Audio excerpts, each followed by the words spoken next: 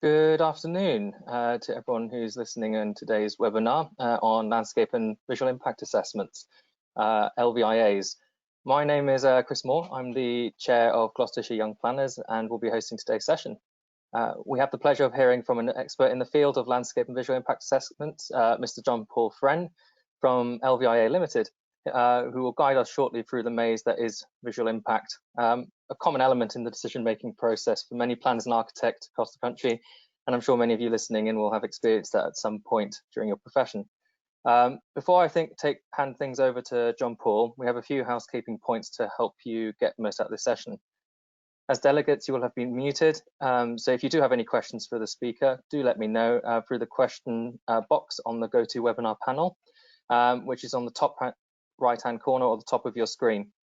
We'll be keeping an eye on the questions coming through, and then I'll be posing them to John at the end. So don't worry, if your question is missed, it will be picked up normally after the webinar for John to answer outside the webinar session, and then we email around the answers.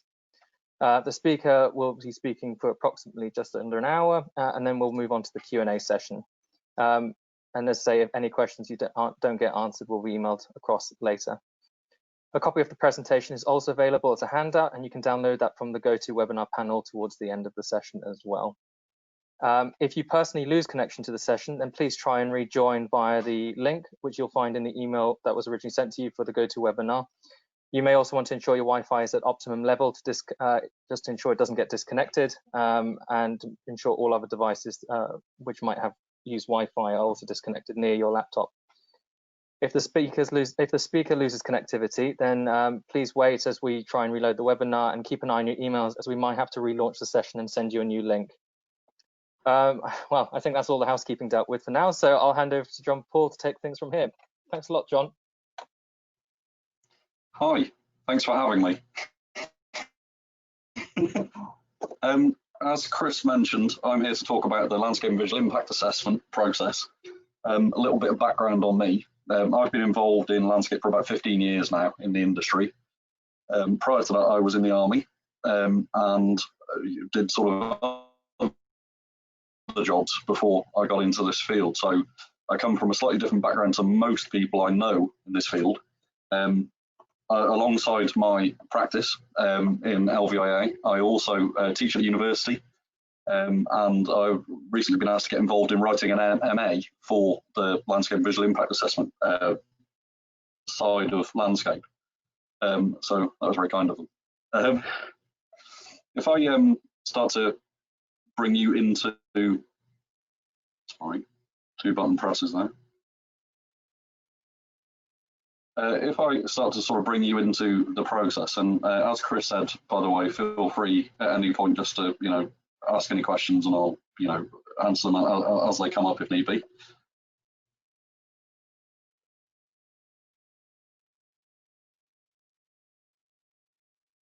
Sorry, just waiting for the slide to load. Here we go. So, first and foremost, what is landscape? I know a number of you will have been involved in this process.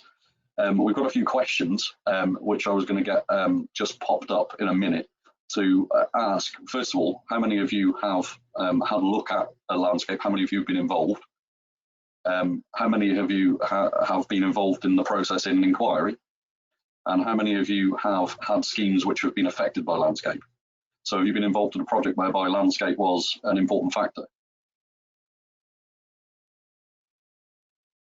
Now, the questions have just popped up, so if you could just have a quick look at that and an answer, so we can have a bit of a feedback. JP, your sound keeps breaking. Can you, while we're doing the poll, can you dial in? Yep.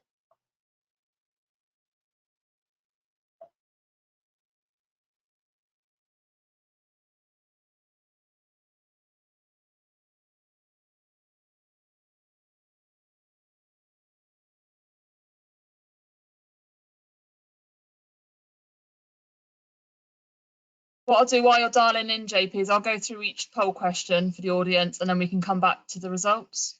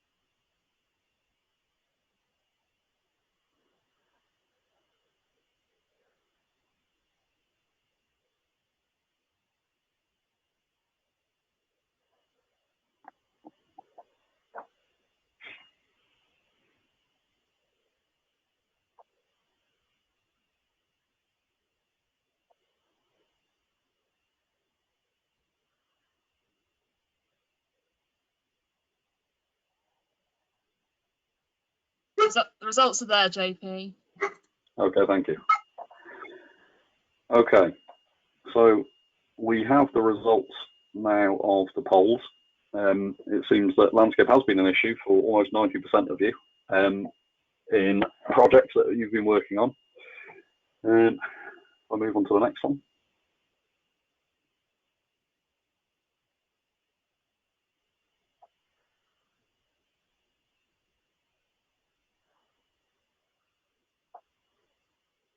Sorry, JP, my screen's frozen. Chris, can you just launch the other one, please?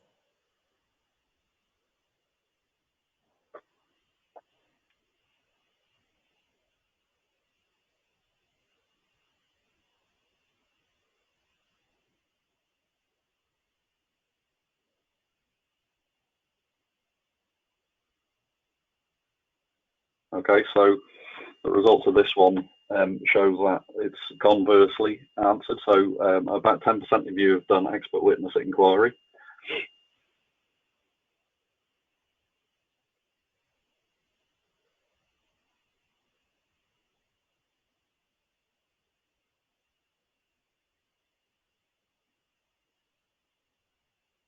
As you can see, again, you know, it's obviously something which is coming up in schemes.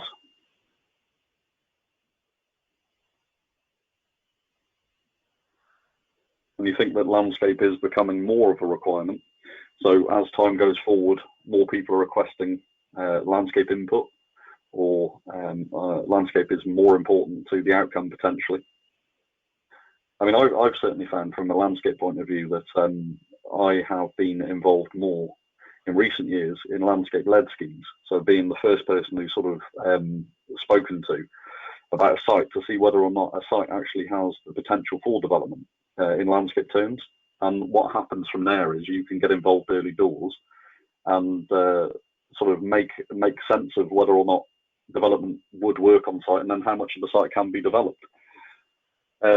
Which actually is quite good, because clients tend to like that, you know, that sort of not exactly cut and dried answer, but certainly, you know, a little bit of help in the decision making process. So let's go on to the slides here. What is landscape? On these bullet points here, we've got a view, a dynamic backdrop to our lives, so what makes up the things that are around us in the environment, how we perceive the relationship between nature and culture. So, you know, when you look out the window, do you see houses? Do you see green space? Do you see the sea? Do you see, you know, mountains? Probably not many people see mountains. An everyday space or beauty spot, so somewhere you go for a particular feeling perhaps, and something that has a shared cultural identity. So, for instance, Stonehenge, you know, that would be a perfect example of that. So some sort of historic thing that's been created, or more modern times would be, for instance, the Millennium Dome, or something along those lines, which is a place that's been created for people to go together, or, you know, the Wembley Stadium, or, you know, that sort of nature of built form to allow people to interact. I think as a result of the recent lockdown and, you know, the events of this year, people have begun to realise that green space is actually very important to them, and that access to it is very important as well. So landscape character is the thing that makes a place unique. So it's what gives it its sense of place. So when you go to a place and you have a particular feeling, it's created by the uniqueness of that area, which is why certain people go to certain places, why people have different feels in different areas. But, you know, we can measure quite well these days about what tends to make people happy and what makes people feel uncomfortable. A lot of it is climatic.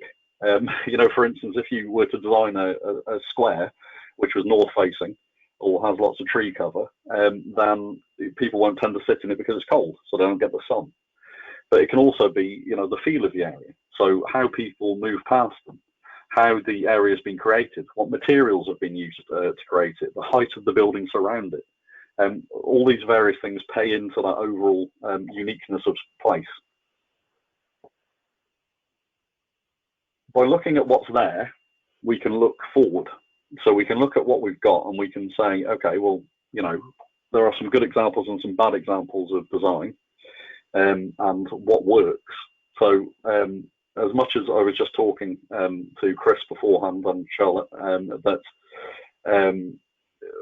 aesthetics are very personal. Success of space is slightly more measurable. So you can look at a space and see whether or not it's well used, as opposed to whether or not somebody thinks it's beautiful, because aesthetics are very personal.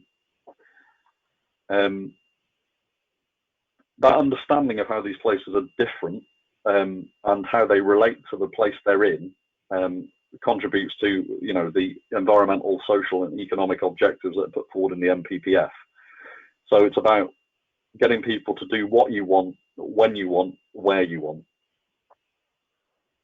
I'll move on to the next slide. Now, the European Landscape Convention, some of you may have come across it.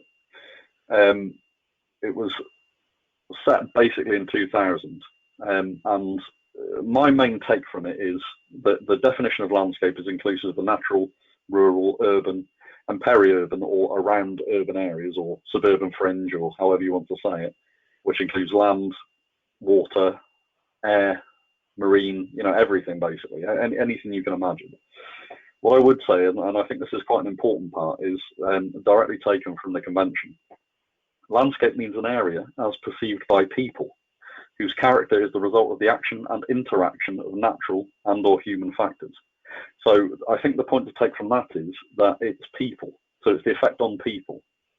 Now, we also consider landscape elements, the receptors themselves. So for instance, if you're looking at a site which has been to be built on an agricultural field, so a grassland, you would consider that as a landscape receptor, and you would try and measure the change that will happen to that element of the landscape. But the element that we're talking about here is in terms of humans and their perception of it. So we need to try and measure how people's perception of things and of change, what levels they are thinking things are at. For instance, a good example of this is when you sort of ask people how much of a percentage, and this is something you guys all know well about, when you say to a layperson, what percentage of this country is built form? And I've said this to my students a while ago, and these are, on the degree courses landscape professionals one day, and they were all saying between sort of 60 and 80% of the country is developed, whereas in reality, it's much closer to 6%. And that includes roads, houses, everything, every single built thing, and less in Wales and Scotland by percentage. So it's down to that perception of what is developed.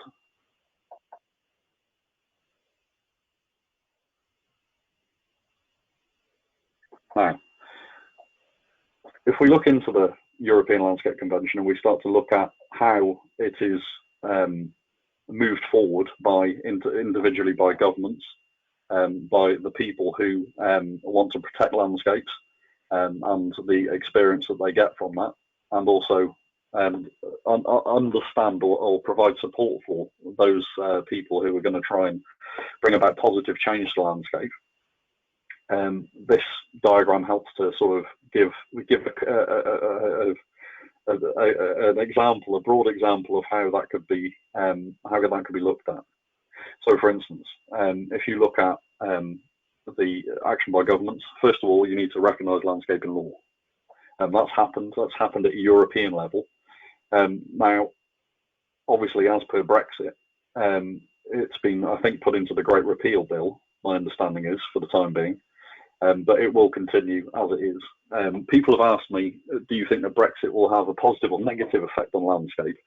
And I think it will continue in a similar fashion. I think that people in this country tend to love their green and pleasant hills and fields, and the sort of the concept of what they consider to be rural or agricultural Britain. So I get the feeling that they're going to want to protect it. Certainly, we've seen in recent decisions that have come from the government that elements such as greenbelt, which is not directly related to landscape, but has an element which we'll talk about in more detail later on, the visual element of openness, is of interest and has been brought up, and they're not really moving on it. Whereas my personal thoughts are that the greenbelt needs to be properly looked at in terms of its usefulness and how it can be brought forward in terms of useful space for people. Cooperation across Europe. This happens a lot more. Now, related to green belt that we have in this country, they have green corridors in the rest of Europe, which are green spaces which stretch right from north to south of Europe, and they're all linked. And that linkage is the thing that sort of gives them their value, because as little individual pieces, they're not as valuable as they are as a big solid lump. Because biodiversity, in terms of, for instance, the movement of species, they can move along that space relatively safely without causing too much damage to them through development in that space. So it's about joined up thinking. Don't want to go into that in too much detail. Townscape, first of all, or sorry, I'm just clicking back again, excuse me. Townscape. So we tend to split up landscape, townscape and seascape, the three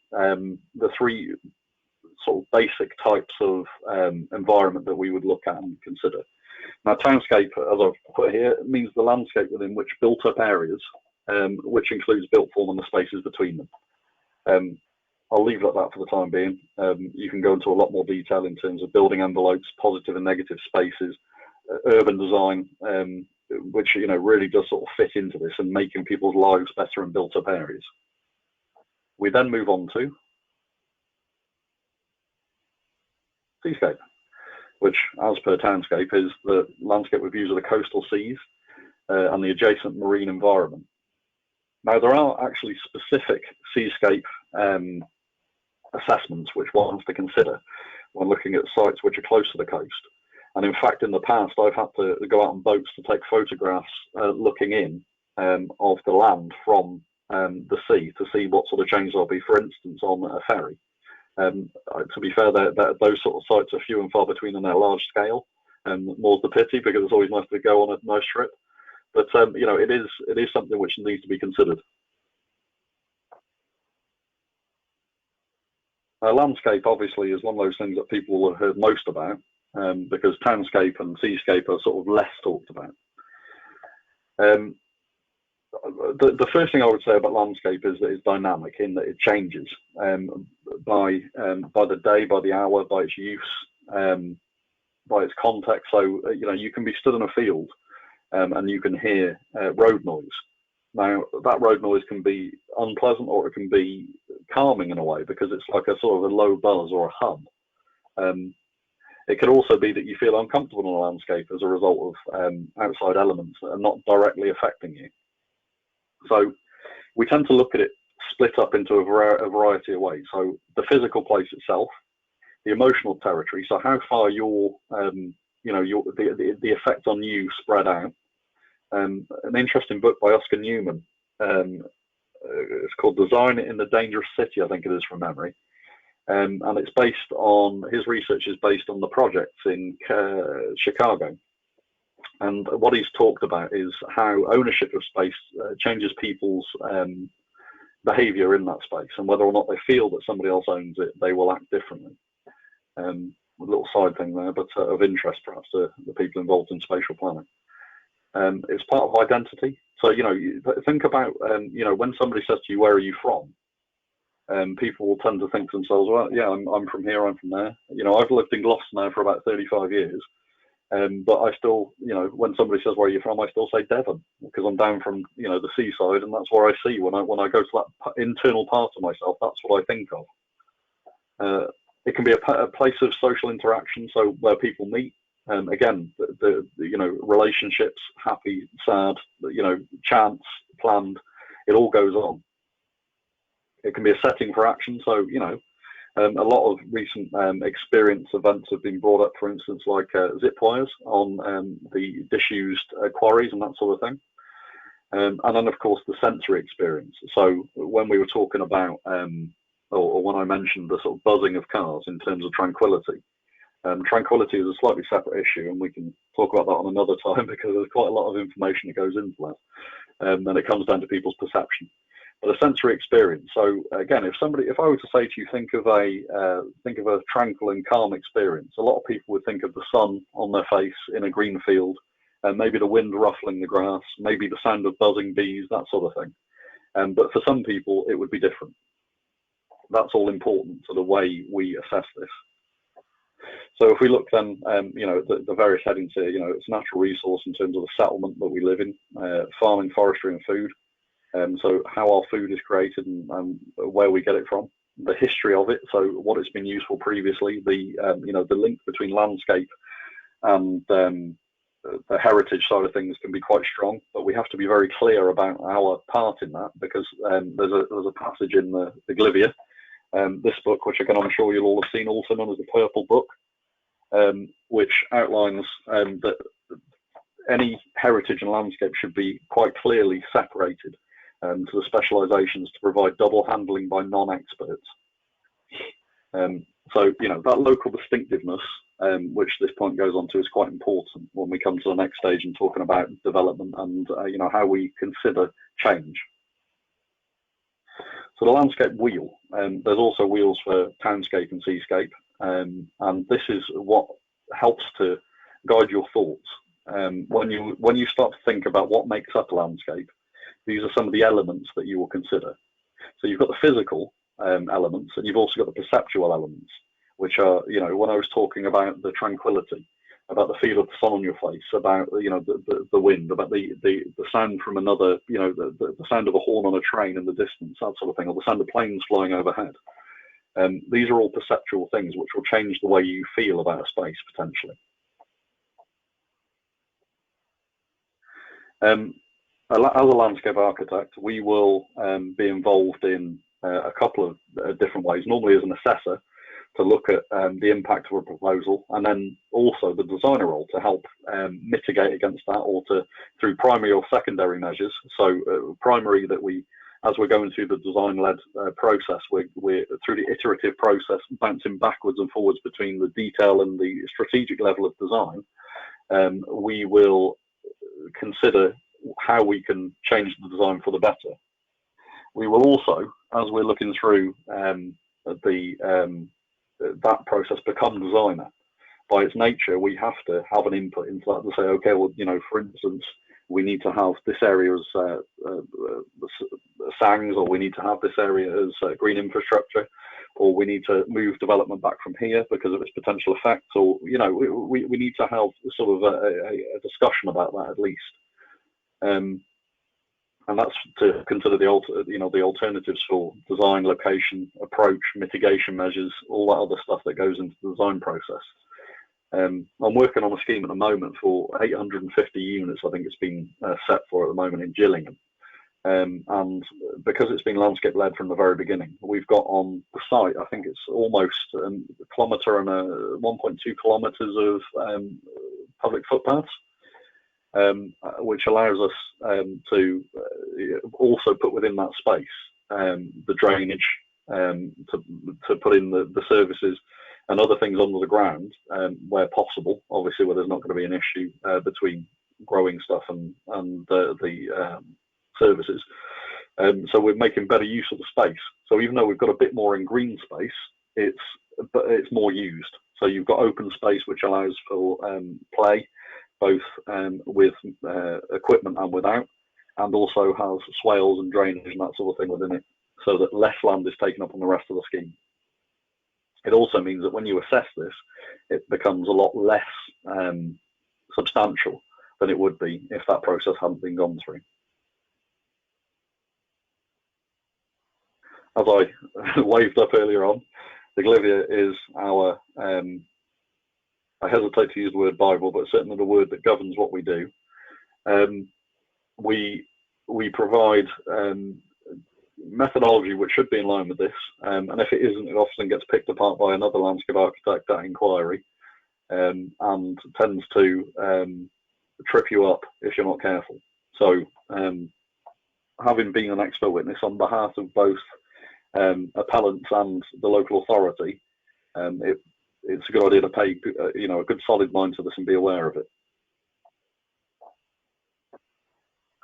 Now, they consider in the LVIA LVIA is a tool used to identify and assess the significance of and the effects of change resulting from development on both the landscape as an environmental resource in its own right and on people's views and visual amenity. So that's where the separation comes in. You've got both the landscape element and the visual element, and they're intrinsically linked, but they need to be looked at separately. They shouldn't be confused as one single entity. Now, you can either carry it out formally, so part of an EIA, so you produce an ES chapter, go through the screening process, etc. with that, or informally as an appraisal. And 99% of the projects I work on would be the appraisal level. Certainly I've worked on EIA level on a number of schemes, but it's much of it fits within the informal, more sort of low level, if that's the word, assessment process.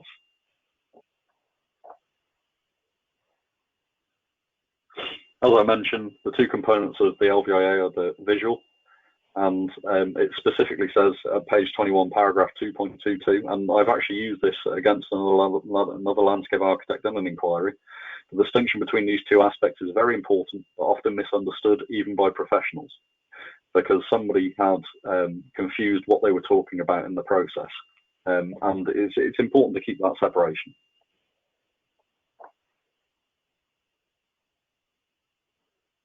Now, as I mentioned, we talk about the landscape, its elements, character, the way it varies, and its value. And then we also talk about the visual baseline. Now, in a way, the visual baseline is actually the simplest part of the assessment, because the visual baseline, it's fairly easy to see what will change. Whereas with the landscape part, the character, the value, that sort of thing, they can be a little bit more personal. So it's important to understand how we produce as an objective report as we possibly can, and make it as simple as possible, so that people can understand it. Whilst at the same time get to the same outcomes as we have through using our methodology. I always try to write my reports in such a way that a 6-year-old can understand them, and that's in no way having a go at anyone at all. It's just that I think that the more clear and concise we can be, the easier it is for people to understand what I'm trying to say, and that's better. And I'm sure most of you guys know this already, and we'll be doing the same in your own lives.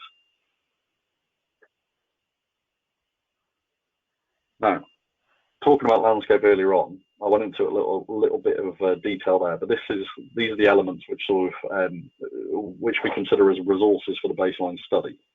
So these are the things that we'll look at to sort of consider. So for instance, when I was looking at a scheme to provide down at Salisbury Cathedral a few years ago now, quite a few years ago now actually, they were looking to build a new external building to house one of the Magna Cartas, the Great Charters, which is obviously quite an important historical document. I'm sure you guys have heard of it. Now, around Salisbury Cathedral, as some of you will be aware, and I'm sure a number of you have been there, there are these massive trees which have been there for what seems like forever by the look of them, the size of them. But historically, for instance, Constable, the artist, had drawn paintings of it, and the trees weren't in the paintings. And one of the people who lived in the square said, "I would like the trees removed so that it goes back to the Constable setting as per the painting." So that's one of those things where art, a historic record of the site has been brought forward as a way to change it in what they see as a positive way, and what another person may not, because of the loss of a tree, especially a big tree. And that comes under the sort of sense of place, the art side of things. A number of the opportunity for aesthetic enjoyment, a number of those headings will be affected by it.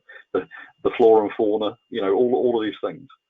And it's important to understand what they are and their susceptibility to change, the value of that element, and then we can start to understand their sensitivity.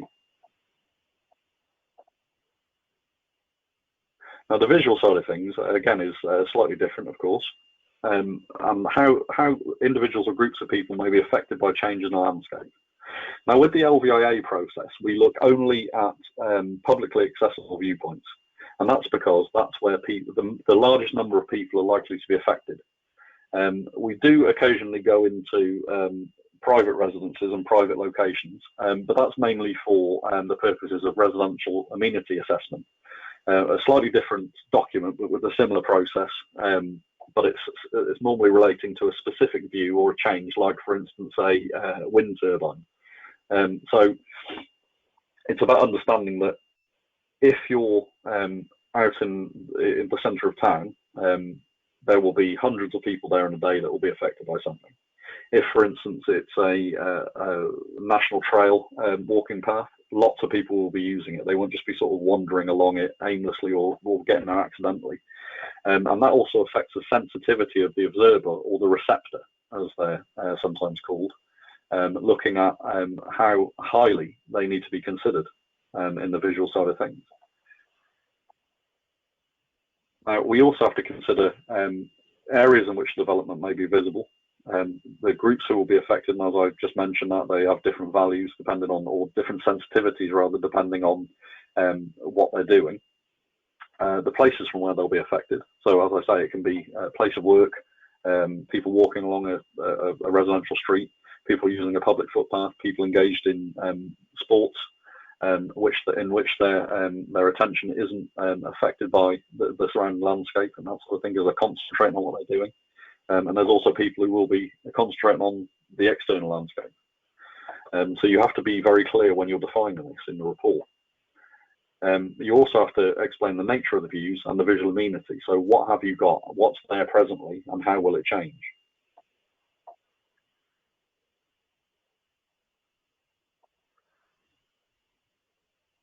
Now, as I mentioned, I've already gone into this a little bit about the landscape receptors and the visual receptors, so I'm not going to go over it again, because time's moving on and you guys need to ask questions and that sort of thing.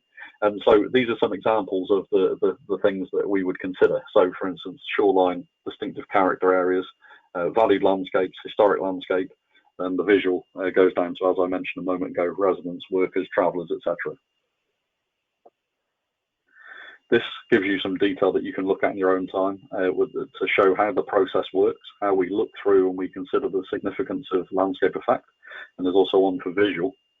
And it's about working out, as I mentioned earlier on, the sensitivity of a receptor. In visual terms, it's the individual, and whereas in landscape, it's a part of the landscape, what makes that landscape the landscape. Working out the combination of the susceptibility to change, the value of the landscape, and then the sensitivity from that.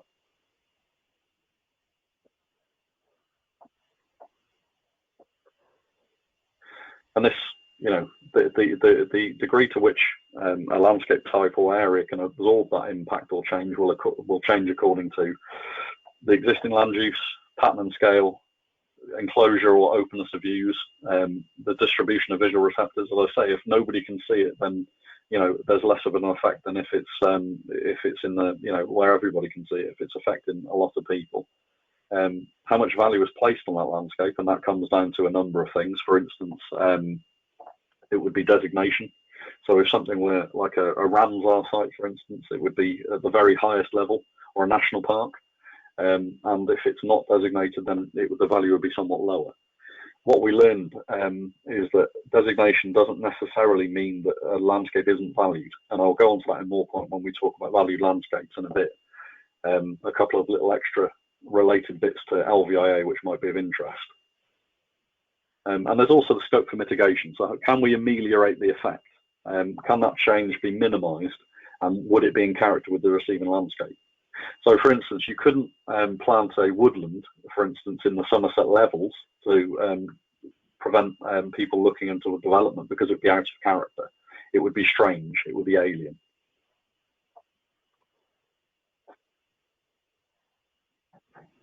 Okay. So, mapping visibility. This is one of the first points that we'll do, and I'm sure a number of you have seen these. I've got an example on the next slide, I believe. Of how before we go to site, we look at what is potentially visible.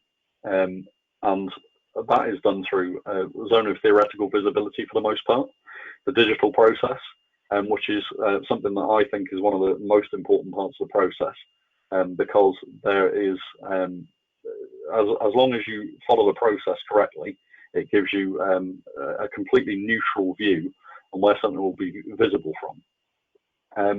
It tends to be based on a surface model, so the DTM or digital terrain model, so a two-dimensional map, which is obviously as the surface of the Earth is, which is then extruded over the third dimension, height. So it allows you to see whether or not you can see something depending on the contours of the Earth. We don't tend to take into account, unless we're doing something very specific, the sort of hedgerows, built form, that sort of thing, until we go to site to test it. But sometimes, and now with LiDAR data becoming cheaper, which is lasers fired from planes, which measure the height of buildings and other vertical elements, it can be quite useful. But the cost of that is quite high, so clients don't tend to like to use it. They prefer for us to go and test it. You can see LiDAR data being used on Google Earth. When you go to a place that's 3 dimensions, you see the buildings are sort of not quite square and that sort of thing. And that's the problem, is that they're not accurate enough at the moment for us to go, yeah, okay, that's definite. So we have to go out and test it properly. There's also the manual route, which is a bit of an older-fashioned way, but also looking at map interpretation. So looking at contours on a map, cross-sections through the site, and this is stuff which comes with experience. Certainly, map interpretation, looking at the sort of contours, is something which is really useful before you go on site to understand where you potentially will see things from. And this is normally a more initial scoping approach because of the potential subjectivity. Because some person may think one thing and another, whereas the digital version is warts and all. So here's an example of a ZTV. In this case, yellow being potentially visible and grey being not potentially visible. There's a viewer height of 1.6 meters, which is about the standard and how our guidance tells us to assess it. And the built height was 9 meters in this case. Now, the site will not necessarily be visible from all that yellow area, but it has to be assessed on the ground to see whether or not it will be. So what you do is you'll, with a combination of this and magic maps, for instance, to pick out designations or areas of interest or viewing points in the local area, you'll go out and test those views to see whether or not you can find a view of a site. Now, you don't go out and try and see every single viewpoint because that's basically impossible. So you'll pick a number. You'll sometimes liaise with a local authority to say, okay, I'm going to say have these 5, these 10, these 20, depending on the scale of the development and appropriateness. And you'll go out and test those and see what the change is. And they'll be illustrative of other areas that might have potential visibility, but you'll explain that in the narrative of the text.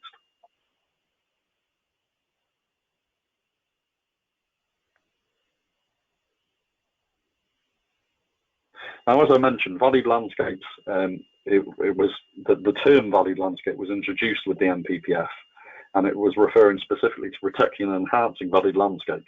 Excuse me, I've just got a crick in my neck, which has not been clearly defined by guidance. So what we've had to do is, through decisions from inspectors and the sort of judiciary, work out how best to measure this. One of the best ways that I've seen of this, the Stroud decision, which I'm sure a number of you will have come across, the Justice Ousley decision of 2013, that for a landscape to be valued, it must illustrate a demonstrable physical attribute, so something special or out of the ordinary, rather than just popularity. It's also important to, just mention again that a landscape can be valued without being designated and vice versa. There doesn't necessarily have to be a valued landscape, even if it has been designated, and vice versa. We also use the box 5.1 criteria from the LVIA. They're shown on page 84, box 5.1. And what we'll do is, in part of our landscape assessment, is we'll go through and see whether or not a site fits within these categories and the level at which it fits within these categories often. So, for instance, the landscape quality or condition, how intact the landscape is and the features of the landscape. So, for instance, a woodland or a hedgerow or fields of, a particular type of grassland or other resources. Scenic quality.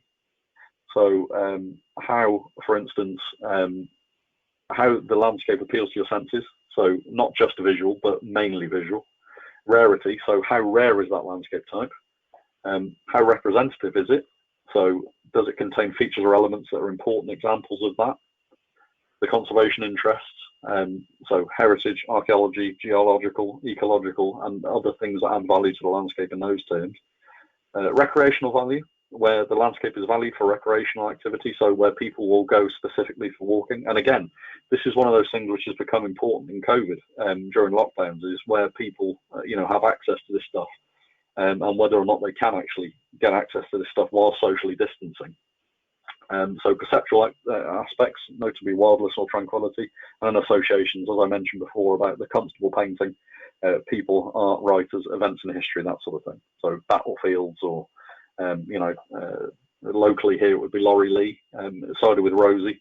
If anybody's read that book and you've been to the Slad Valley, you can feel it. You can understand where he's getting that sort of prosaic understanding of the landscape from.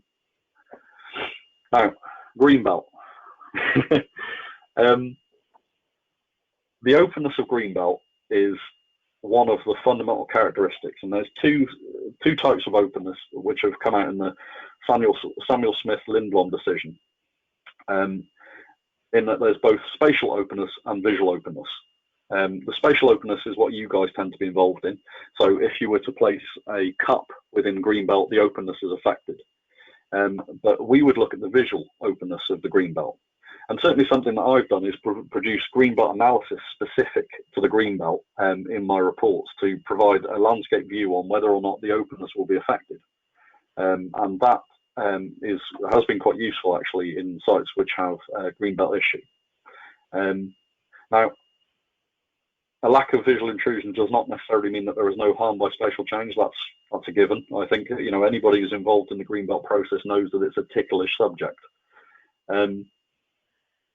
There's also some points in terms of the change to longer range views. So if openness is enclosed, if existing openness is enclosed due to mitigation measures, as I mentioned with the Somerset level bit, the restoration measures of a temporary scheme. So can the baseline be restored after the temporary change? For instance, polytunnels on a farmer's land, can they be put back to how it was before?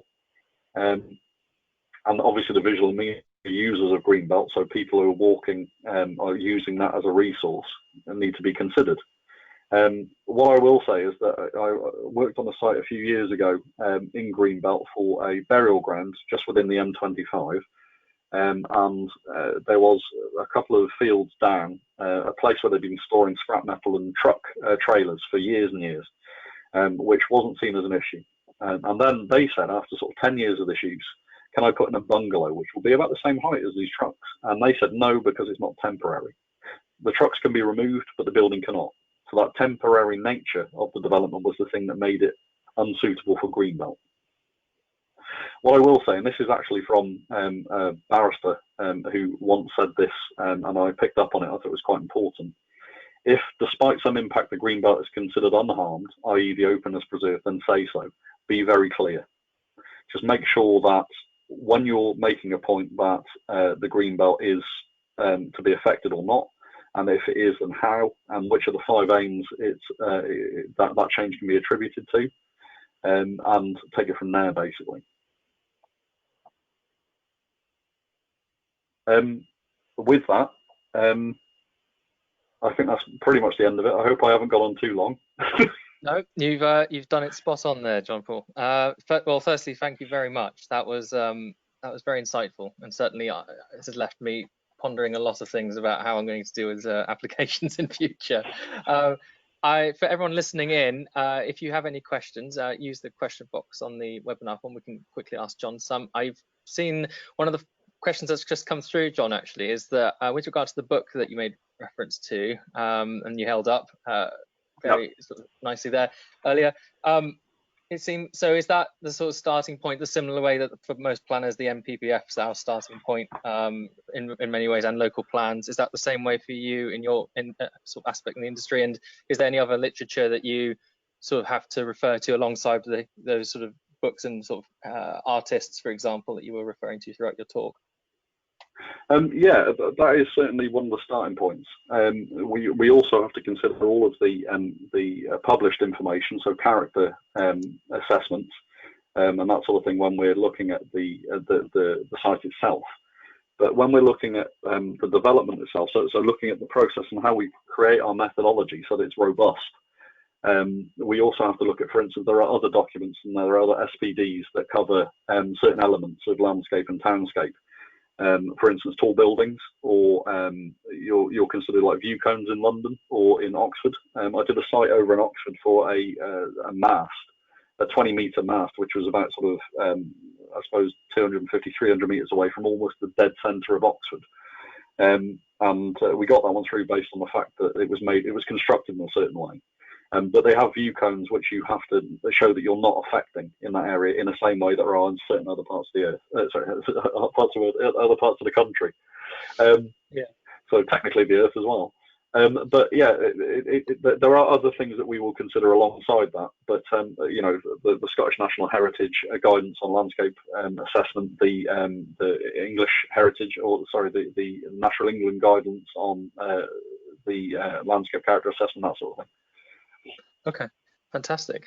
And it sounds to me, I mean, from when you're listening in throughout your talk, it sounds like you were making reference to, as you said, the example of the artwork and other sort of documentation that sort of helps with your assessment. So do you find that having involvement with other consultants, be it heritage or tree officers or ecologists, does that sort of help influence your sort of decision and interpretation and overall help with this sort of robustness of your assessment, or is it best to sort of take your own view on that? Certainly, in my experience, it's best to confer with your colleagues in other fields. So be aware of, for instance, if the ecologist says that an SAC is of particular value, you might mention it, but you won't provide a judgment on it because it's not your field. And so I would be a non-expert and I would be having an opinion on something I shouldn't.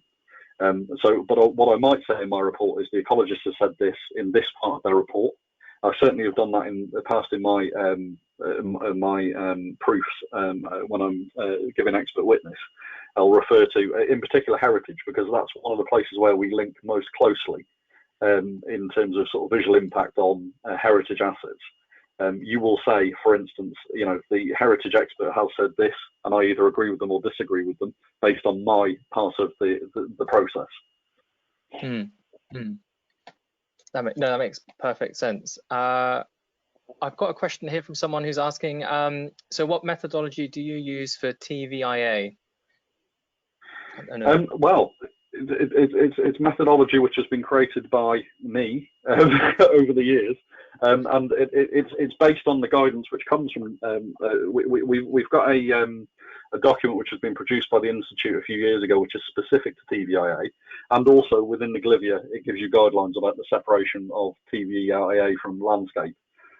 There are different things to consider, obviously, in terms of sort of, urban grain and that sort of thing, enclosure of views and envelopes of buildings, and it's still an assessment process, but it's just a different type of assessment, with almost the same process but different criteria often.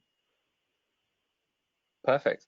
The one question that actually came to me, John, while I was listening to you was, and kind of this is, I guess, a relevant question in the age of COVID, is it seems that a great deal of your work involves getting out on the site, really experiencing the area and sort of getting to understand your context.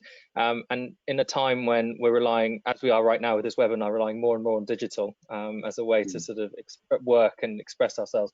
Are you finding that with LVIAs, that is something that has to sort of almost catch up within your industry in terms of like VR use or other sort of, you were talking about terrain modeling and things earlier on, to sort of help work through that? Well, no. I mean, realistically, the only way to get the view of these things is to physically go out and experience it. So you have to go to site.